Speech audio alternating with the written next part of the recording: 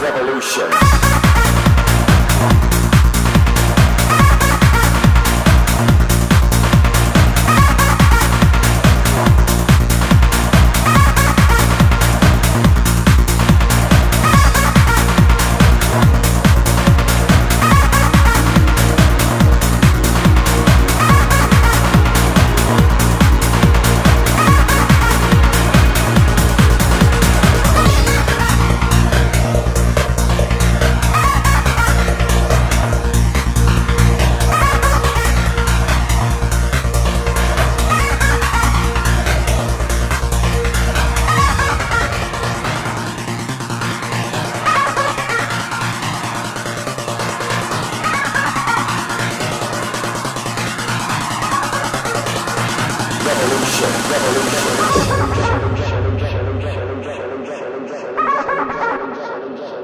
And we're recording. Okay. So just back for a little midnight talk. Just some more information that's been brought to my attention. Something that I was aware of for quite a while, but it's just been sort of like clarified strongly that what I did know is in fact true. So it turns out not only did the fake death certificate to try and claim the inheritance that's been stolen from me, but also there was a funeral, fake funeral. I have no idea as to who the body was in the casket. But yeah, a fake funeral was held. Basically, held by family and friends, people crying over my fake death in their desperation to essentially secure finances.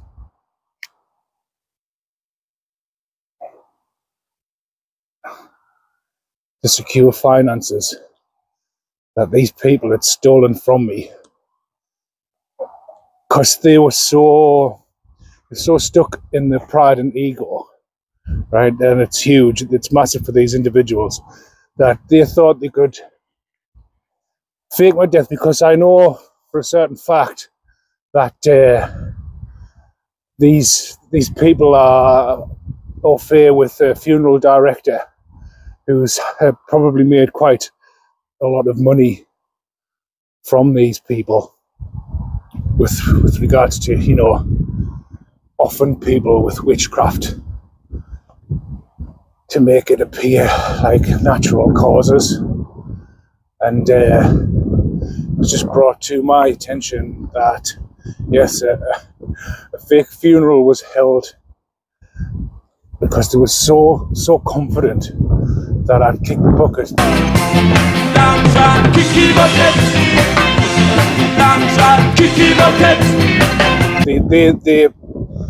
They were so confident that they could get the job done because they'd signed a contract with some rich arsehole who's part of a secret society. And obviously one of the ways to get initiated into this cult was by putting me up for a sacrifice so they could then secure fame and fortune, which didn't come to fruition. They essentially, they're in panic mode now. They're running out of finances. They're heavily depleted. They can no longer gain access to the bank account that is like holding my finances that was left to me in a will, like a trust fund. They were under investigation as soon as they got in advance, because they'd been forging documents, got a coroner or an MD, something like that, to fake a death certificate of some person who'd had a drug overdose, because they try to spin a narrative that I'm like a drug addict that's heavily on drugs and alcoholic, things like that, which I'm not. I'm teetotal.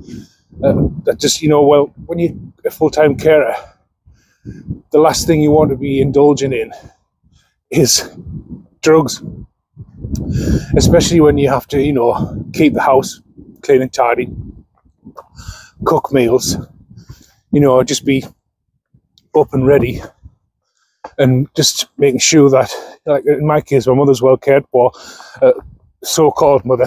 I mean, this woman I'm taking care of, although she's been my caretaker, I suppose, but not actual birth mother.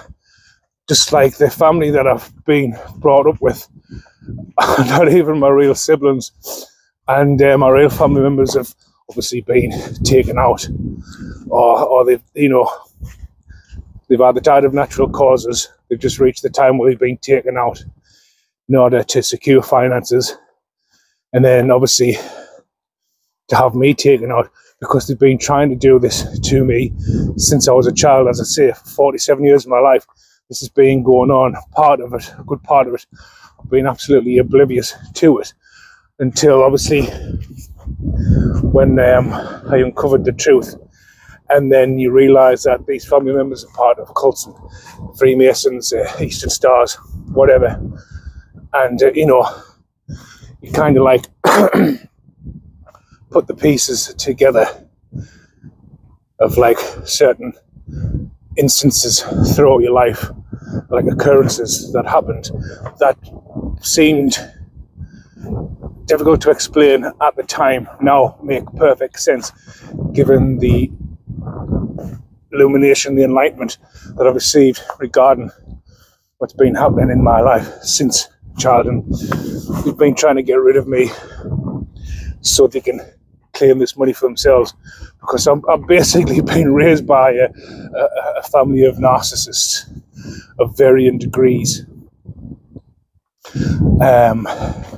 that I've had to try and deal with, and I've had to deal with a lot of trauma, emotional damage from childhood, growing up, that I've had to, you know, heal and overcome to become you know,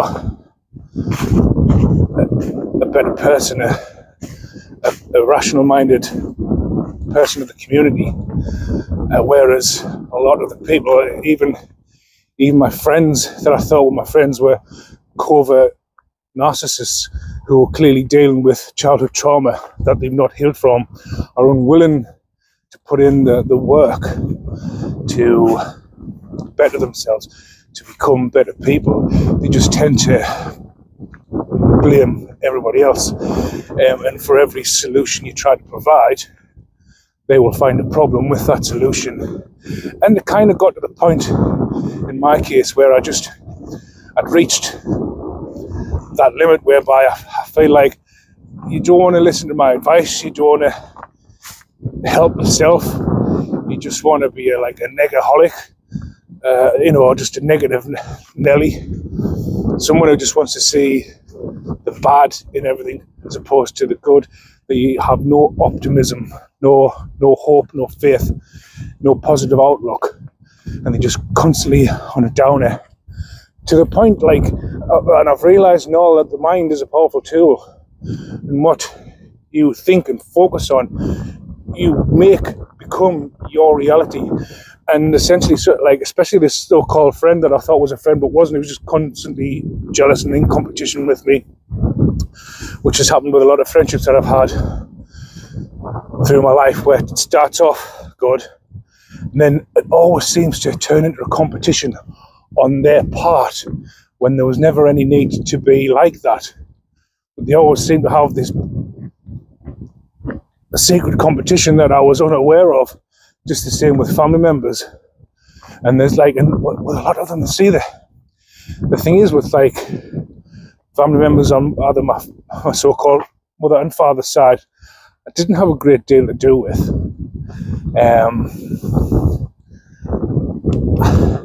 It's not like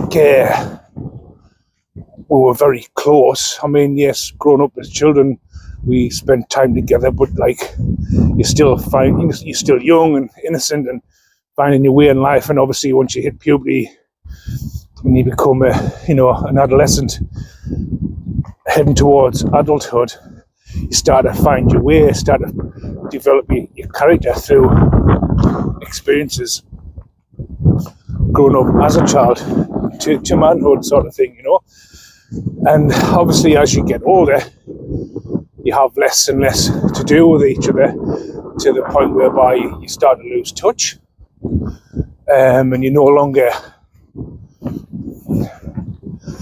know each other. You know what I mean? You lose contact with each other. You go your own way.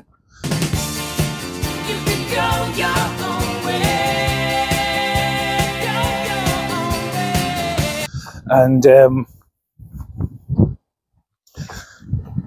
that's it. You no longer have anything to do with each other, and so you just getting on with your daily routine with the friends you bond with, and vice versa as with them, and you no longer have anything to do with each other. You're no longer in communication, and you don't know them as people. You just have those memories of childhood, which are meaningless because you don't really know someone. You're spending time with them, but you don't really get to know them, as you do when you get older, when you start to really form ideas and opinions and understand their character. Other than that, you might spend the odd few hours, maybe sleep over on a weekend or something like that, hang around with each other outside, but it's, you know what I mean, you're not really getting to know who these people are as individuals, but yet they're still, in their ignorance, their ego, their pride, they still think that they know you better than you know yourself, which is bizarre because that's just not true. It's silly to think like that, but that's how they think, and that they know what's best for me. And they the thing is, especially with a lot of siblings and things like that, they still even though I'm a grown man, independent, know how to care for myself. I can even sew, iron, wash. I can do all the domestic things that back in the day women were very good at, and men were the breadwinners who went out to work. Till things started to change, and then women became more independent, and it turns out men got better at being domesticated beings, and women became more like the breadwinners, and they start to have their own life and things like that, which I'm not poo-hooing, or I don't have a problem with. Everyone's got to learn how to be independent and not codependent on people, because not always are you going to find yourself in a codependent situation. And so knowing how to take care of yourself, how to cook, clean, wash, iron, just the basics of knowing how to live a comfortable life. These are essential skills, just like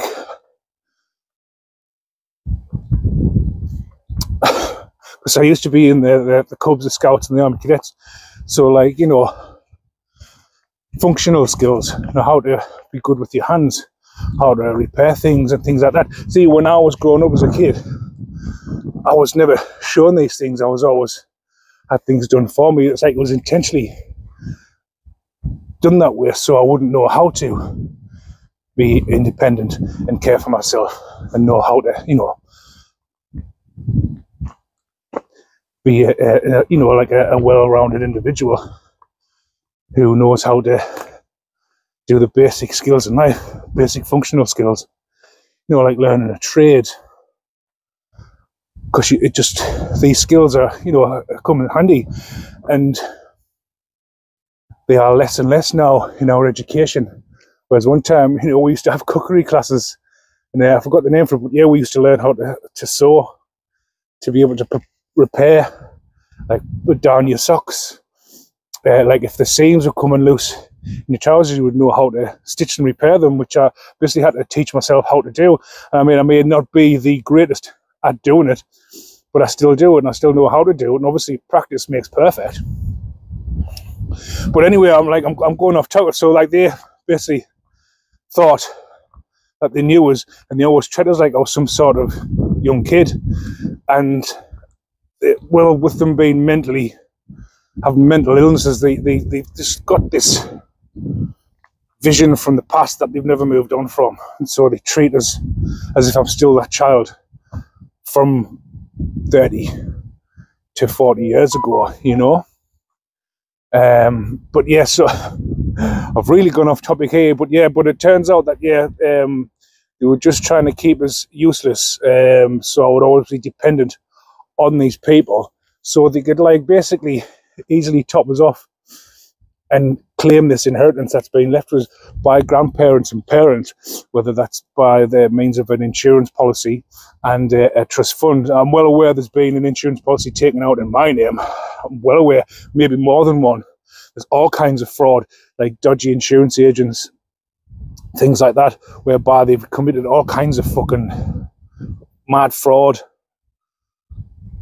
all in the name of greed and materialism and partying. But they threw this funeral, right? They even had, if I got this right, they even had t-shirts with my face on, as they like sort of fake mourned my fake death.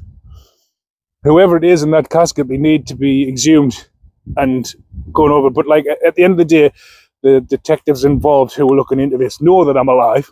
You know what I mean? That's why also they've been trying to keep us hidden. That's why they've been trying to keep us hidden on, as well as my Instagram and YouTube, so they can sort of like add gravitas to the claim that I'm dead. You know what I mean? Because they were banking on being able to do away with us, paying hitmen, paying practitioners all over the world. They're going like to America, to South America, like Europe, Africa, Asia, Eurasia. They were going to extreme lengths, right? Involving secret societies, Freemasons, Eastern Stars, God knows what, because there's so many of them, right? And they're all like heavily observing us and heavily monitoring us. As I was saying in another video that I've made, that I have, there's someone over the road. There's actually several people in bungalows, as well as a private investigator who moved in 2 doors up from me, told me that she was a private investigator. I mean, these people are not the brightest, but in their pride and ego, they thought they could tell me about the betrayal, like to the point where it would break my heart, and I would feel desolate, destitute, isolated, filled with despair, to the point that I'd reach such a low ebb that I would end my life, or they would get me to commit suicide. But I've been dealing with this, whether I was aware or unaware, all my life, and it's just each tragedy has just made me stronger to the point where I'm not as affected, and I bounce back very quickly, because this isn't the first time that I've had to deal with all kinds of psychological warfare or ideological subversion, if you want to be like that. It's been happening all my life, and every time I've hit a low ebb, I've picked myself back up, and I've learned from those mistakes. See, this is something narcissists don't do. They move through their life repeating the same mistake over and over again, and never learning anything from it, never taking anything away from it. They are literally blind, like a horse with blinkers on. They're blind to their actions, no self-awareness, filled with ignorance, arrogance, pride and ego. And they continue doing the same thing, repeating the same mistakes.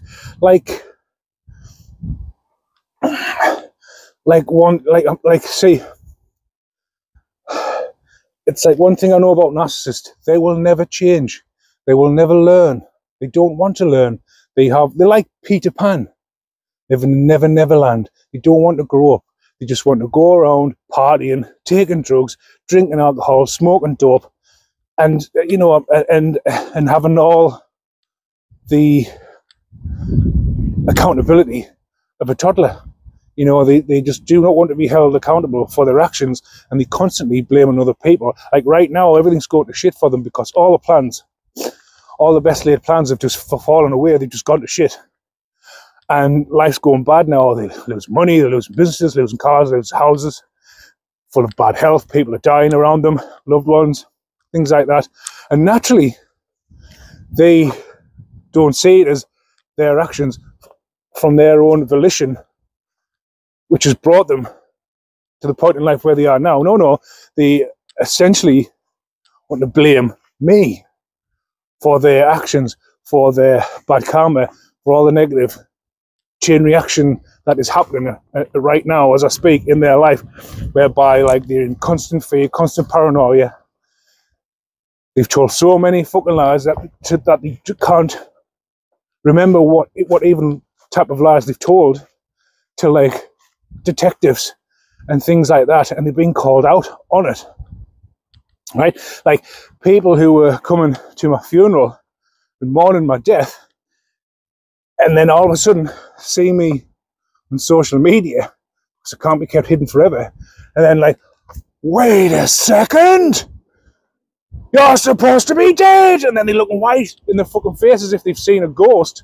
But no, they've just bore witness to a bullshit artist. Don't bullshit me. Bullshit. Who's filled with fucking greed, jealous, and envy, and has went to extreme diabolical lengths. I mean, the insidious, nefarious, malevolent schemes and plots that they concocted bore out of jealousy and envy, because they are not someone who has been left the amount of assets, wealth, and land that I wasn't even aware of, right? And they just think somehow that they're more worthy. I'm not worthy of such luck, and that I somehow need to be punished or taken out or murdered so they can have their new beginning, and I will be kept in poverty and isolation, trying to make me homeless, which I was briefly on the streets. But can't be stopped. I can't be defeated. It doesn't destroy us. See, when they thought they were being successful in me leaving home and going on the streets because they were constantly making false reports, there was police coming to my house saying that I was my mother was living in squalor, which she wasn't, that I was treating her badly, which I wasn't, and that I have like all kinds of psychological problems. When I was talking with the police, I was very rational minded, and you know what I mean, I wasn't acting erratic, but I had screaming, shouting cousins and aunts making false reports, trying to get us agitated, but I remained calm throughout. And asked one screaming cousin to just go away, in which the police officer who was talking to me agreed, go away. And then before I actually decided to leave home, I thought that this private investigator who made seem that she was fighting my corner, but she sold out, like most fucking spineless cowards do, and advised me that because I'm from England, I live in England, the county of Durham County, but you don't have a free to roam policy within England. So if you're caught camping or do wild camping by the police, you can be charged, you can have charges pressed against you. But whereas in Scotland, which is not that far away, about an hour's train ride to Edinburgh from Durham, in Scotland you have a free to roam. And so from there I went to Edinburgh, and with the finances that I had, I spent a few nights in a hotel, and then I travelled to Glasgow because I was mainly having a sightsee.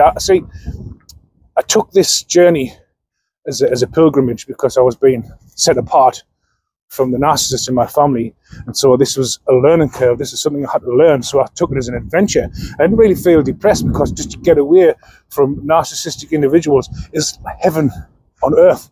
Just to get away from these people And so I was having, like, at the time of my life, walking around Scotland, taking pictures, getting a hotel at the Travelodge in Glasgow. And then from there, I double backed to Edinburgh and then to Waverley train station. And from there, I went to North Berwick. Not Berwick upon Tweed, North Berwick, which is actually in Scotland. Berwick upon Tweed is the border town from England into Scotland. We've been fighting over that border town for centuries. And there's all kinds of fucking deaths went on for hundreds of years. Because it's 1 minute it was part of Scotland, then it became part of England. But anyway, you know, so I went to North Berwick by the sea.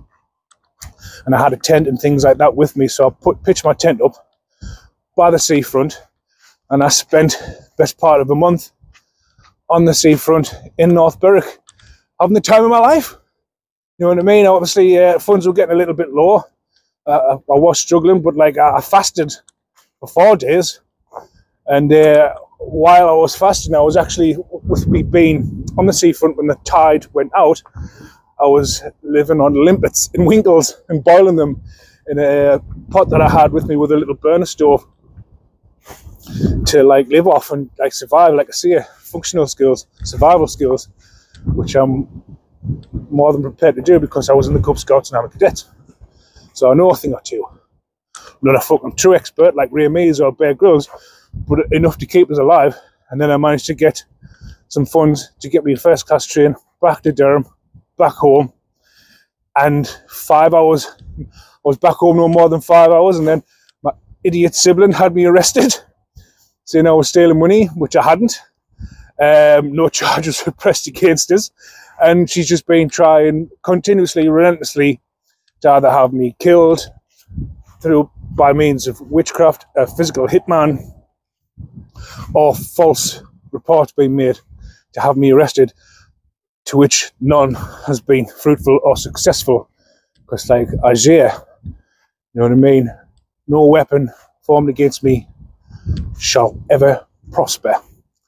And but yeah, so they're in a state of panic now. There's people reporting these certain family members to detectives.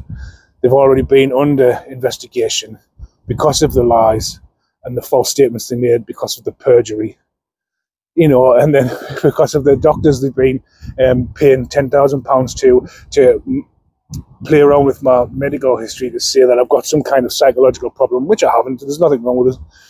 You know what I mean? We all have problems in life, but you either sink or swim, and I swim every time. But yeah, so it's kind of like it's all falling apart for them at the moment. And I was out earlier making a video talking about other topics that's being like, that's on my mind that I need to get out. It's like clearing room in my head. Once I make that video and get the information off, I'll move on to the next one, or I'll get more downloads to talk about. But yeah, as soon as I got home, it was just like a massive clarification. It's about an hour long video all in all, talking about certain subjects which linked up to what I've been talking about now. And I was just online, I was hearing someone else talk about exactly more or less what I've been talking about, but adding more weight to what I already knew, which just prompted me to come out again and just make another quick video. It won't be as long as the last one, that's for sure. But just to clarify that, yeah, they faked my death. They got a coroner to write a fake death certificate, right, as well as getting a fake birth certificate to claim that I died of some kind of drug overdose. Now, whoever's in this casket did die of a drug overdose, but it certainly isn't me, that's for sure. And, you know, it's all starting to unravel, and the plot's starting to unravel, and everyone's getting found out. And like you say, there's a detective that my family have been going to spread lies about us, is now knocking on their door, to which they keep out the way and hiding, because like there's people come forward and told the truth. And so, you know, with more evidence comes more questions, and you know, as to why they would go to the lengths they went to be so extreme and invasive, right? As well as paying people to watch and observe and have like audio listening devices. I mean, there could be devices within my house as well that I'm unaware of, because I've been made aware they can be like the size of a pinhead or the top of a pen top. Same with cameras and things like that. Because I've heard I could have been a reality show on the dark web where people were earning money from my life that I was unaware of, and so it's all like being stopped.